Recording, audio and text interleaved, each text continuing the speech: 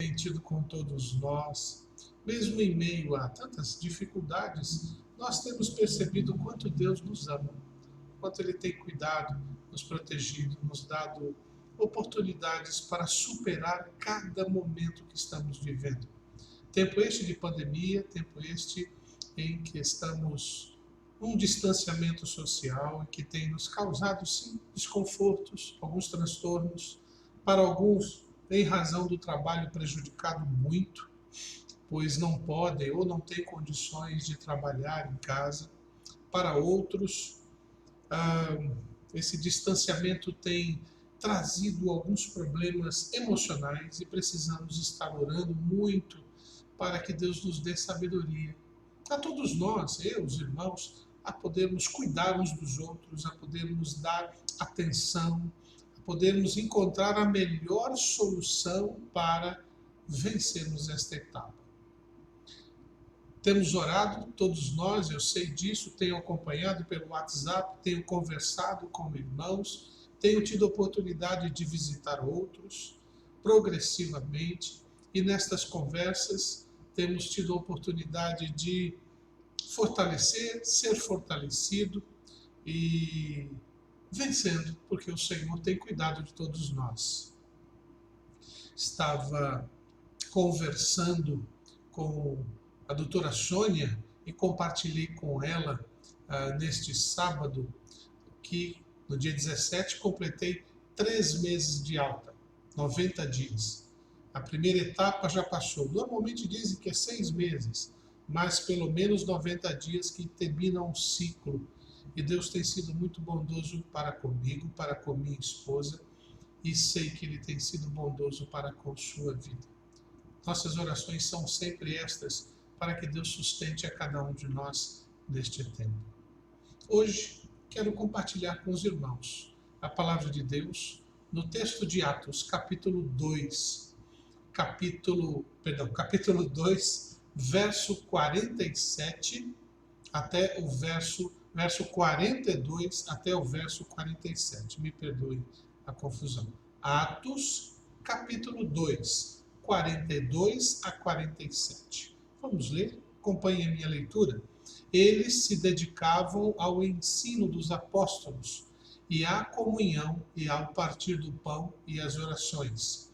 Todos estavam cheios de temor e muitas maravilhas e sinais eram feitos pelos apóstolos.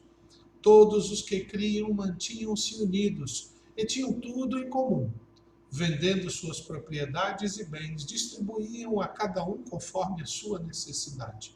Todos os dias continuavam a reunir-se no templo, no pátio do templo, partiam o pão em suas casas e juntos participavam das refeições com alegria e sinceridade de coração, louvando a Deus e tendo a simpatia de todo o povo.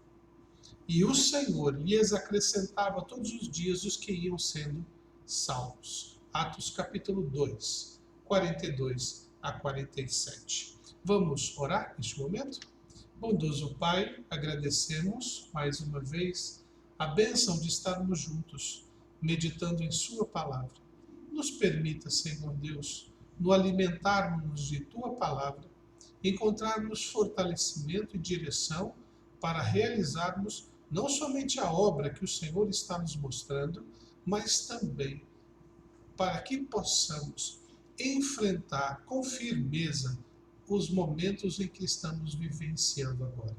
Continuamos a rogar, Pai, por nós, por nossos familiares, por nossos irmãos em Cristo, por nossos amigos, para que todos nós possamos superar, suplantar esse tempo de enfermidade e que possamos, ao final desta história, continuar a Te servindo sem mais nenhum embaraço. Tenha misericórdia, dirige-nos na Tua palavra e dá-nos o crescimento que precisamos para Te servir. No nome de Jesus. Amém. Pois bem, a palavra de Deus, o texto que eu acabei de ler, nos fala da igreja de Jesus, a igreja que começou ali no livro do Atos dos Apóstolos. Este é o momento em que ocorre logo após um determinado tempo, após a ressurreição de Jesus Cristo. Ele comissionou os apóstolos, se reuniu com eles e declarou para que eles fossem e pregassem o Evangelho. E eles começaram a pregar o Evangelho. Quando você lê os primeiros 2 capítulos do livro de Atos, você encontra então esta ocasião em que os apóstolos, depois de receberem o poder necessário, eles anunciam a palavra do Senhor Jesus. Naquele primeiro momento, mais de 3.000 pessoas se agregaram à Igreja de Jesus, formando então a primeira igreja evangélica, ou perdão, a primeira igreja cristã no mundo, ali reunida, formada e desenvolvida e de uma maneira muito rápida, muito grande. Mas só que ela não parou por aí. Nós encontramos capítulos posteriores que esta igreja de mais de 3.000 subiu para cerca de 5.000 membros, em razão logo depois, quando o apóstolo Pedro e João curam aquele homem na Porta Formosa. Então, a palavra de Deus, ela alcançou o coração das pessoas de seu tempo, como também tem nos alcançado hoje, como também alcançou você. E ensina-nos a palavra de que igreja que é a igreja de Deus, ela nasceu para crescer. A igreja cresce.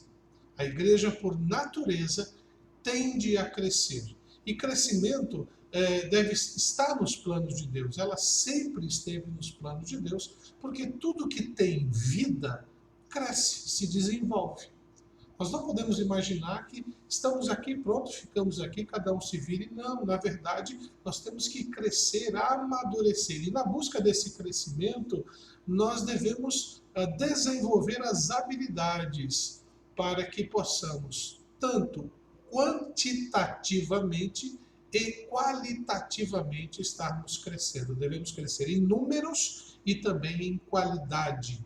Para que isso aconteça, precisamos desenvolver as nossas habilidades. Só que é importante entendermos, não são habilidades humanas. O Senhor capacitou-nos pelo Espírito Santo para que possamos executar, para que possamos exercer a sua obra e assim ser capaz de fazer a igreja crescer de maneira saudável em um mundo corrompido pelo pecado. O mundo que a gente vive está corrompido.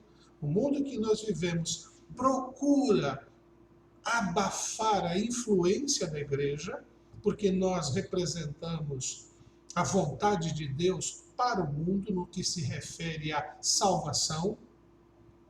Infelizmente, este mundo, ele nas suas ideias, nos seus conceitos, nos seus valores mais íntimos, ela está sob o jugo de Satanás. O próprio Senhor Jesus disse que este mundo jaz no maligno.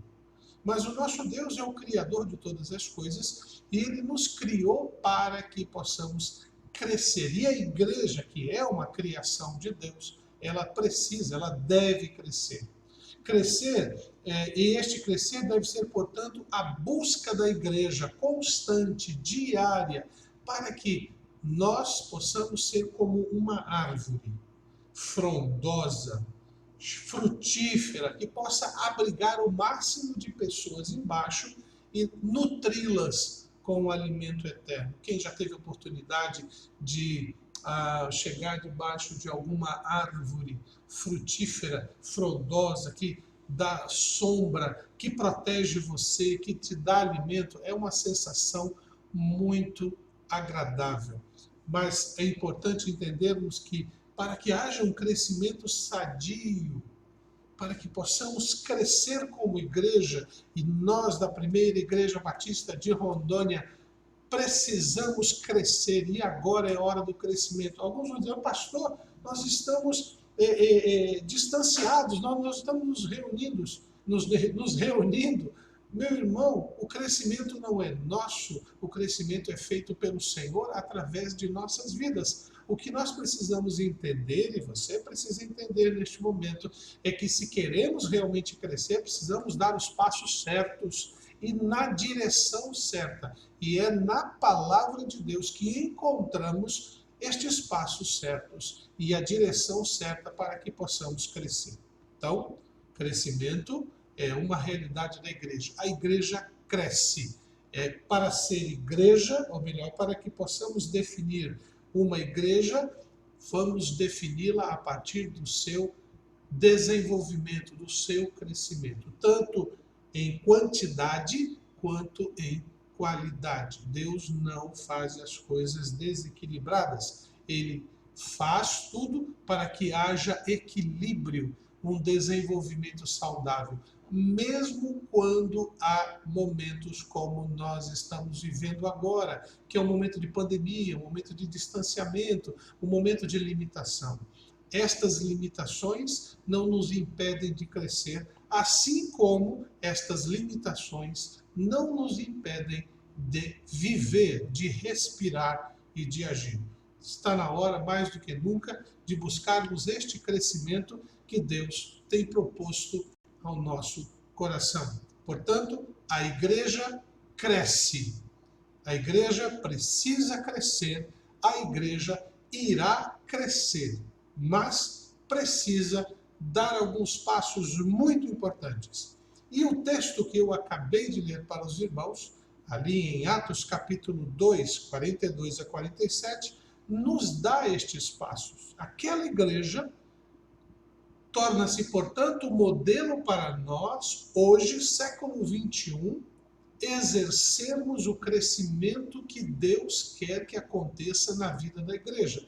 Então, desafio você, convido você a comigo levar a igreja de Jesus ao crescimento segundo o poder que o Espírito Santo nos concede, segundo a graça de Jesus Cristo, segundo a misericórdia de Deus. Vamos caminhar, irmãos, então, agora nestes passos que eu quero que o irmão grave no seu caderno, na sua Bíblia, deixe aí marcado, para que possamos dar estes passos juntos e levar a igreja ao crescimento necessário para a glória de Deus. Pois bem, para que a igreja cresça, em primeiro lugar, ela precisa dar um primeiro passo, conservar, ou melhor, a igreja que cresce, conserva. Não estou dizendo que a igreja é uma geladeira, e muito menos um lugar para deixar as coisas guardadas.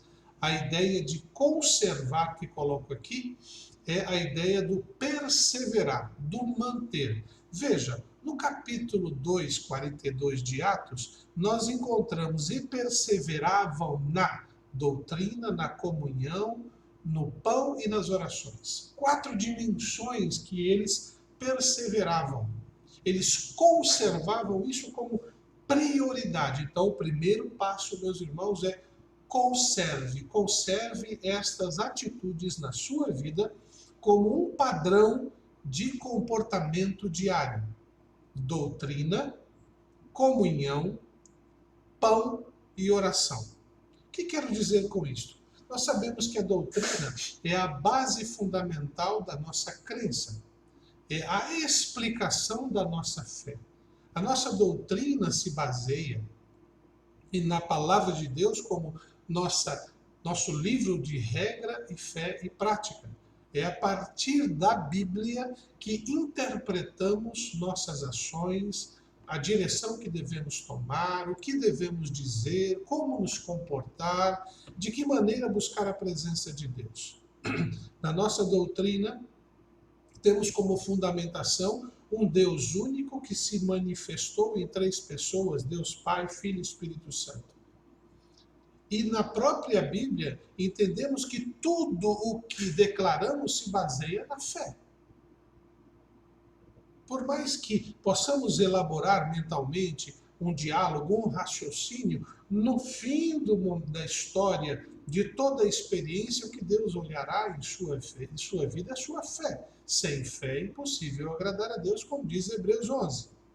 Portanto, precisamos compreender que a fé nos ajuda a entender esta doutrina e aceitá-la. A doutrina, então, são as afirmações básicas de nossa fé. Jesus Cristo é o nosso Salvador.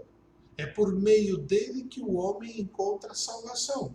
Filipenses, Paulo, em seu livro chamado Filipenses, ele fala que Deus enviou seu Filho que deixou a forma humana, se tornou homem e também servo e foi até a cruz. Para quê? para salvar-nos, para perdoar os nossos pecados. Nossa doutrina afirma que o homem é criação de Deus e, como tal, deve ter um relacionamento com Deus. Em nossa doutrina, o Espírito Santo é uma pessoa, não um poder, uma energia que você busca para lhe recarregar. Não, Paulo fala que não entristeçais o Espírito Santo, não extinguais, não quebre o seu relacionamento com ele. Portanto, quando nós afirmamos a doutrina, são as afirmações básicas e fundamentais que norteiam a nossa maneira de ser. Como batistas, afirmamos, por exemplo, baseado na Bíblia, que um crente, uma pessoa que aceita Jesus Cristo como Salvador e Senhor, deve ser batizado. E o batismo é o mergulho. Essa própria palavra é interpretada e derivada de mergulhar, afundar completamente. São características da doutrina que definem a direção que nós estamos indo. Então não podemos simplesmente fazer o que gostamos ou o que gostaríamos, mas precisamos fazer o que a palavra determina. Passo a passo, domingo a domingo, eu vou compartilhar com os irmãos essas doutrinas, esses fundamentos nossos, para que o irmão possa entender porque o batista é como batista. Por que nós não agimos como os nossos irmãos da Assembleia de Deus, ou metodistas, ou presbiterianos, e por aí vai?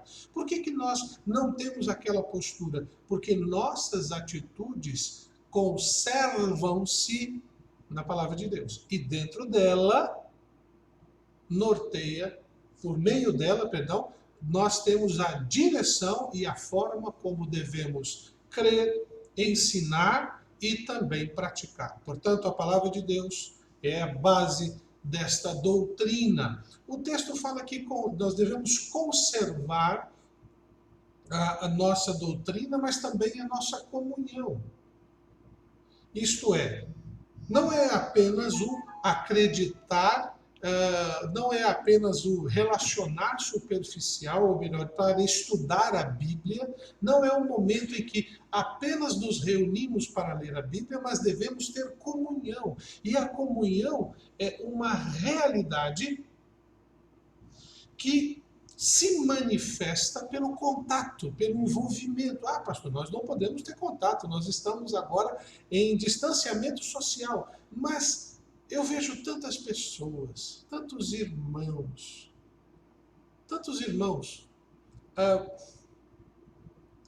falando tanta coisa no WhatsApp, no Facebook, no Instagram, mandando foto e tudo mais, conta sobre tudo. Mas aquilo que é importante, que é essencial para o nosso crescimento, para conservar o nosso relacionamento com Deus e nos tornar perseverantes, são poucos. Não é apenas o compartilhar um texto bíblico, mas é o estar ao lado do meu irmão, para com ele compartilhar tanto as alegrias quanto as tristezas. Comunhão é interação, é relacionamento. É você pegar o seu celular e não apenas mandar uma mensagem, mas é discar e falar com ele, de preferência vídeo. E aí, como você está? Tive uma experiência muito agradável essa semana visitando uma ovelha e confesso que eu fiquei impactado naqueles momentos iniciais, porque esta ovelha querida se emocionou, porque eu fui na casa dela, eu e minha esposa, e chorou. E eu confesso que eu achei, poxa vida, eu acho que está tendo problema, né? Então eu vim aqui para fazer uma visita, está tendo problema, vamos ver o que a gente pode ajudar. E aí eu ouço a seguinte expressão: pastor, moro aqui há 5 anos, nunca o meu pastor me visitou. Então, meus irmãos, isso não é só papel de pastor, mas de irmãos. Quantos irmãos nossos estão em seus lares, e nunca foram visitados por um outro irmão. Nunca recebeu um telefonema, olha, parabéns, fiquei sabendo que é seu aniversário. Comunhão é a constância de estarmos em contato uns com os outros, buscando um ao outro, não esperando o outro vir me buscar, mas é ir na direção. Esta igreja, a igreja que cresce, é uma igreja que conserva não somente os ensinos da palavra de Deus, mas também cuida um do outro. E é meu sonho, e eu quero muito fazer isso, eu amo estar com os irmãos, olhar nos olhos, sorrir. Ainda não dá para abraçar e pegar na mão, mas estar junto é bom demais. Como é bom cuidar e ser cuidado. A igreja que cresce é aquela que exerce esse tipo de comunhão. Portanto, eu não preciso lhe mostrar textos bíblicos para provar isto, porque a própria palavra de Deus nos ensina: amai uns aos outros, orai uns pelos outros, andai uns com os outros, chorai uns com os outros, alegrai-vos uns com os outros. Nós somos chamados para crescer, mas esse crescimento precisa desta constância, deste conservar da comunhão. Você não pode abrir mão disso. Esta constância também, o texto fala que eles perseveravam na doutrina, na comunhão e no partir do pão. Quantos de nós estão sendo privados nesse exato momento de alimento em casa porque ou perderam o emprego ou foi reduzido o seu ordenado, foi reduzido o ordenado, mas ninguém apresentou nenhuma proposta em governo nenhum. Nenhum dos governos, seja ele federal até o municipal, proposta para descontos, redução de pagamento de compromissos. Em nenhuma esfera. Nesse período de pandemia. Portanto, nós temos irmãos, nós temos queridos em Cristo que estão na limitação do pão. Então, partir o pão é dividir o que eu tenho, dividir quem eu sou. Não é apenas o ir visitar, mas é dizer o que você precisa. O texto bíblico fala que aquela igreja perseverava nisso, porque eles entendiam que ninguém poderia ter o mínimo do necessário. Ninguém poderia ser privado. Se você continuar lendo o texto, ali no verso 45 e 46, você vê que, verso 46, eles vendiam os seus bens e repartiam para que todos não tivessem necessidades. Portanto, precisamos conservar isso, perseverar neste padrão, não somente de ensinar a Bíblia, não somente de ir lá fazer uma visita, mas também olhar a despensa e ver se o meu irmão não está sendo privado. Deus não vai deixá-lo sozinho, isso é verdade. Sabe por quê? Porque Ele vai usar você, eu, para que o nosso irmão não seja privado do sustento necessário. O mínimo necessário. Porque é muito difícil um pai olhar para a despensa e olhar para o filho, ou para a filha, às vezes para a esposa, mas principalmente as crianças, e sabe muito bem que elas não terão no dia seguinte o alimento necessário. E o seu trabalho ou está em risco ou ele não tem como trazer alimento. É muito difícil isso. A palavra de Deus nos ensina que devemos cuidar principalmente, prioritariamente, aos domésticos na fé. Eu tenho uma experiência pessoal nesse sentido, eu e Sandra, quando nós morávamos em São Paulo, a igreja que pastoreava passou por um momento muito difícil. E nesse momento difícil ela ficou sem poder trazer o sustento para mim, para eu e para Sandra. Começou a atrasar, ter dificuldades, e nós continuávamos a trabalhando. Chegou um momento, num dia, que Sandra olhou para mim e falou assim, olha, acabou tudo. E eu olhei para ela e disse, acabou tudo mesmo. Vamos seguir em frente, vamos fazer a obra, vamos trabalhando, Deus proverá. E nessa situação, Sandra, depois, chegando no fim do dia, ela, emocionada, compartilhou uma experiência. A mãe dela ligou, ela morava na mesma cidade com a gente, os familiares, e disse: olha, seu pai ganhou aqui cestas básicas, né? o ticket de cesta básica, e veio em excesso, veio muito mais do que a gente precisa. Você está precisando de alguma coisa? E ela conta que chorou muito quando recebeu a notícia, se alegrou, celebrou. Nós louvamos ao Senhor porque Ele não deixa seus servos passar necessidade, mendigar o pão. Nesse sentido, não. Ter dificuldades sempre vamos ter, mas mendigar o pão, não. Deus supre. Mas Ele usa seus filhos para essa obra. Você é instrumento do Senhor nesse sentido. E por fim, a igreja ela conserva. Esse crescimento vem por esse conservar, por esse permanecer na oração.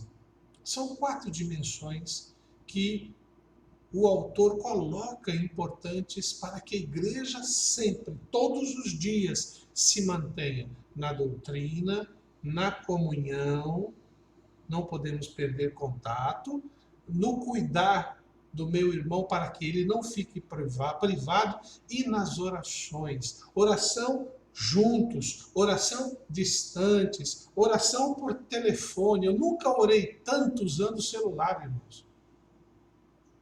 Aproveitando as oportunidades para interceder, para agradecer, para ouvir toda a gratidão de uma ovelha diante da bondade de Deus. Nós temos que gastar o nosso tempo, nos desgastar no nosso tempo em oração na presença do Senhor. Para que quando retornarmos a todas aquelas ações no templo, nas atividades da igreja, as orações sejam algo natural uns com os outros. Nosso Deus tem nos chamado para crescer.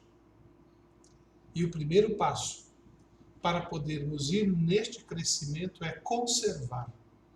Conserve na sua vida conhecimento da palavra, doutrina. Conserve sua comunhão com seus irmãos, não se afaste. Conserve um coração aberto a auxiliar e socorrer quem precisa. Conserve seu tempo de oração na presença do Senhor. Não aquela... E quando falo em oração, meu irmão, lembre-se, não é aquele momento do café, da manhã, do almoço ou do jantar. Estou falando de um tempo separado exclusivamente para Deus. Sozinho, com sua família, convidando outros irmãos para juntos orarmos. Esse é o primeiro passo, que eu peço que o irmão grave, guarde. Vamos conservar estas dimensões. Esse é o primeiro passo. Ainda temos outros passos. E no domingo que vem nós vamos falar do segundo passo. Mas aqui hoje quero deixar você, então, com este objetivo. Conserve esta realidade na sua vida, para que você tenha a oportunidade de crescer na comunhão que há em Cristo Jesus. Que Deus possa abençoar a sua vida, sustentar o seu lar, te fortalecer, te conservar a cada dia na presença dele, porque ele tem conservado o seu amor e misericórdia por sua vida. Deus te abençoe. Vamos orar? Querido Pai, eu lhe agradeço muito pela oportunidade de iniciar este compartilhar da tua palavra com sua igreja, para que possamos caminhar na direção do crescimento qualitativo e também quantitativo. Dá-nos sabedoria.